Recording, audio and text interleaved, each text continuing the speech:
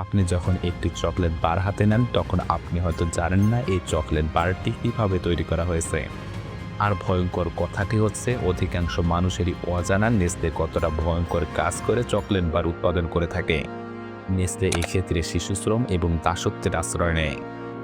এসব অমানবিক কাজকর্ম করেই নেসলে তাদের উৎপাদন খরচ যতটা সম্ভব কম রাখার চেষ্টা করে, যা তাদের উচ্চ মুনাফা আয়ের সুযোগ করে দেয়। 2000 সালে একটি প্রতিবেদনে বলা হয় নেসলের এই চকলেট বারকে অনেক শিশুর রক্তের সাথে তুলনা করা যেতে পারে, কারণ এই চকলেটের পিছনের কারিগর আসলে শিশুরাই। অধিকাংশ বড় কোম্পানিগুলোই তাদের খরচ কমাতে শিশুদের দ্বারাই এসব কঠিন কাজকর্ম করিয়ে নেয়। আর এসব কঠিন কাজকর্ম করতে গিয়ে না জানি কত শিশু তাদের প্রাণ হারিয়েছে। তবে 2005 সালের মধ্যে নেসলে চকলেট উৎপাদনে শিশুশ্রম এবং দাসত্ব শূন্যের কোঠায় নামিয়ে আনার প্রতিশ্রুতি দেয়।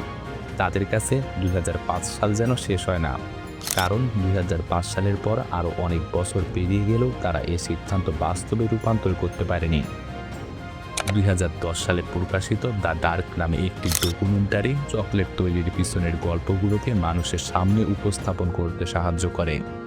কীভাবে শিশুদের তাদের বাড়ি থেকে চুরি করে আনা হচ্ছে এবং পরিবারগুলোকে খুব কম অর্থের বিনিময়ে তাদের শিশুদের বাগানে কাজ করার জন্য বাধ্য করা হচ্ছে।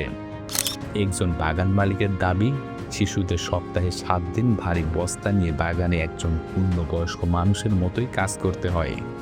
তারা প্রতি ঘন্টার জন্য মাত্র $1 করেই মাসে বেতন পান। অমানবিক। তবে আমরা হয়তো এরকম চকলেট ফ্যাক্টরিগুলোর অমানবিক ইতিহাস না জেনেই খুব সহজেই চকলেটে কামড় দিতে পারি।